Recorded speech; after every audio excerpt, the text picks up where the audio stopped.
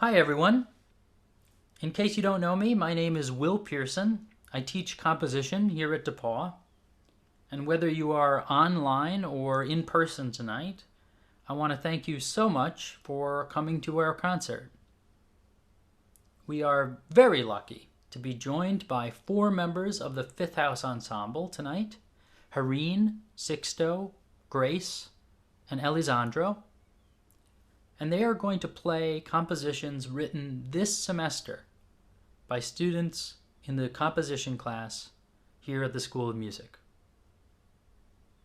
Now, this is a pre-recorded message, but most of the pieces you will be hearing tonight, 7 out of the 9, are live performances.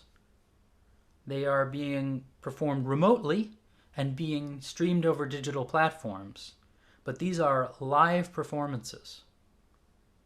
And that means many of our students have had to grapple with things like latency and sonic unpredictability in their compositions. To take these elements of these digital platforms we're all now very familiar with, that are often annoying or frustrating, and to turn them into creative possibility. This is new music. This is brand new music. And as such, it carries with it the frustrations and the fears and the hopes of this moment. And for that reason, I can't think of a better event to kick off our Art Walk event this weekend. The Art Walk is an event that is meant to celebrate all of the artistry and creativity in our community, persisting even in an incredibly difficult year. So I want to thank you for being here tonight, and I want to thank you for being a part of that community.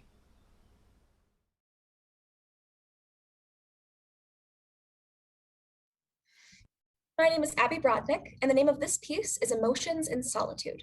When deciding what type of piece to write for my first major composition project, I knew that I wanted to incorporate a lot of my discoveries, emotions, and observations during my year in quarantine at home. My emotions were a constant ebb and flow of uncertainty and frustration, mixed with peace and serenity as well. I've split this piece into 3 movements, the first one being titled Unknown Destination. It represents the uncertainty and darkness that the pandemic has created, with a glimmer of hope peeking through at the end. The second movement, titled Interruption, serves to interrupt these developed emotions of the first movement, much like the unpredictability of the pandemic, characterized by improvisation and chaos. The third and final movement, titled Trickling Hope, represents that serenity and hope that was first seen briefly at the end of the first movement. It returns to past melodic themes and patterns in the oboe line, and the other 3 instruments that I hope you as the audience will look out for in viewing this piece's emotional arc and story.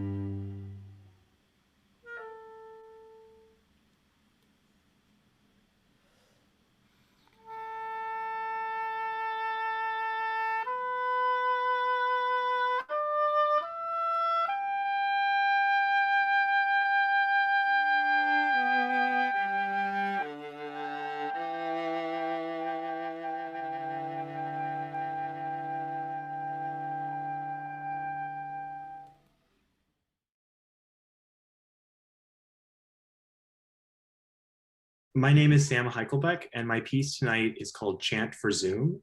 I was inspired by the medieval soundscapes of the 13th and 14th century, particularly, in which there are a lot of parallel intervals, perfect fifths, perfect fourths, and octaves. And these are all interspersed by this kind of cacophony of sounds, a little bit of an abstraction that happens in the middle that is supposed to kind of yank you out of this medieval world and into our something that approximates the 21st century. And this alternates back and forth in different intervallic relationships. And it continues to the end of the piece in which it has this kind of more subtle tonal ending. Thank you.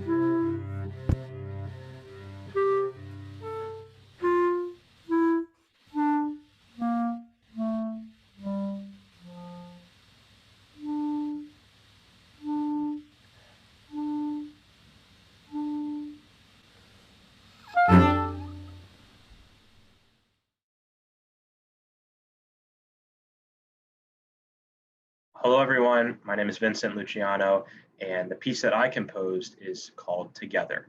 And Together really encapsulates my feelings during the COVID pandemic. It's a four-movement piece, and in each of the movements, a different member of the ensemble really takes control of that movement and highlights a lot of solo work.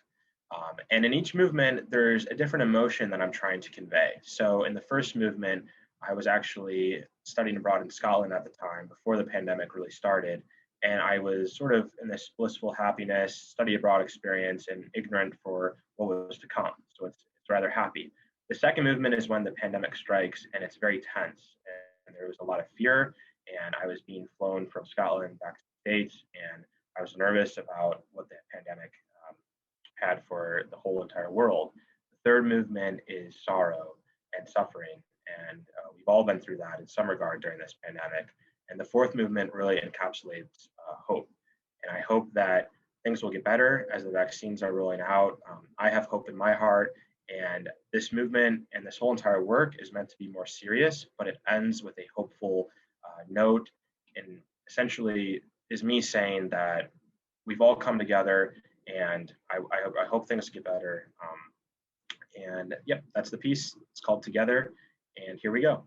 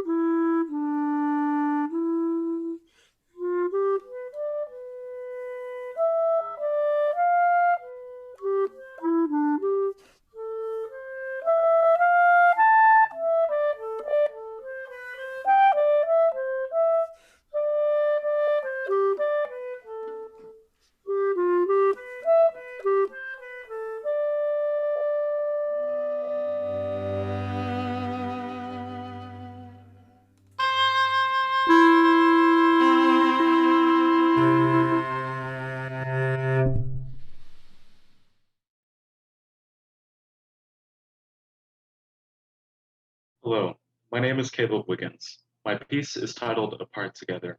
And what inspired me in composing this piece was knowing that musicians were practicing their music apart during the pandemic, but they were also eagerly anticipating the day where they could play again together. When listening to this piece, listen closely to the conversations between the parts and how they play together and also apart.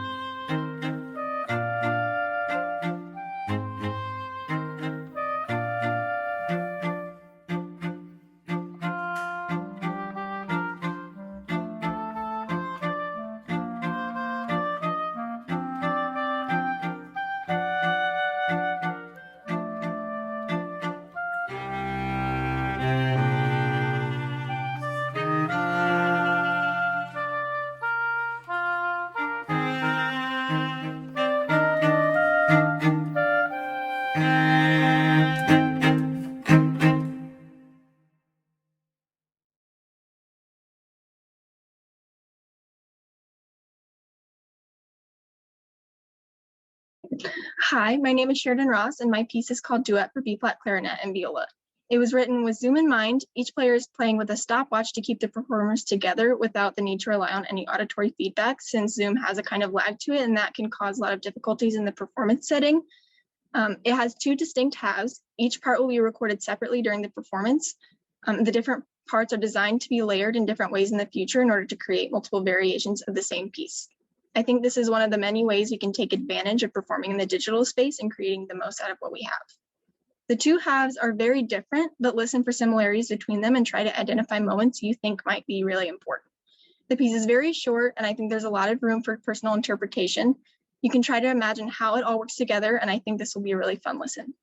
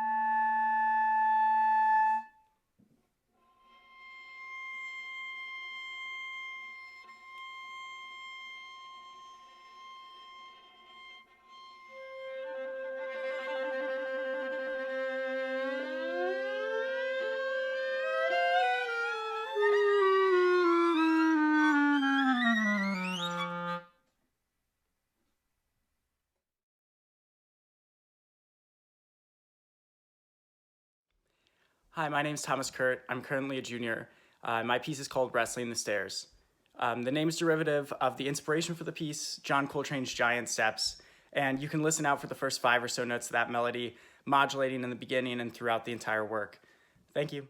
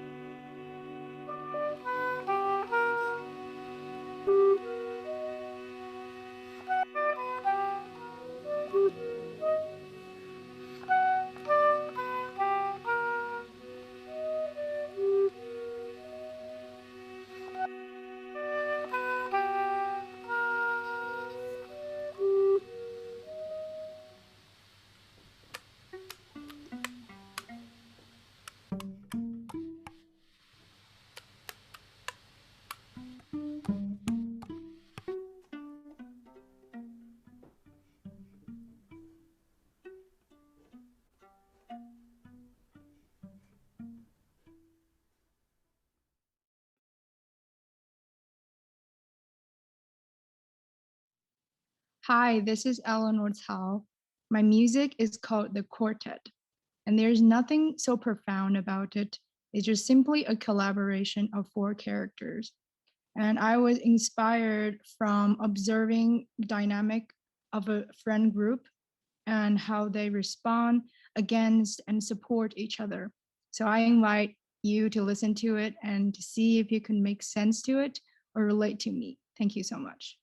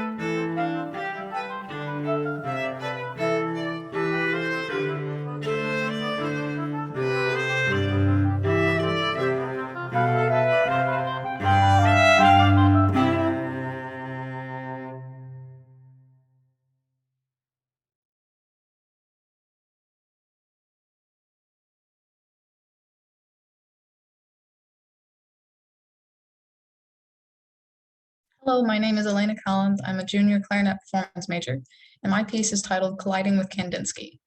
What I did to create this piece was I looked at Vasily Kandinsky's composition number 8, which is an abstract painting, and I wrote little motives that I thought matched the colors and shapes and figures in his painting.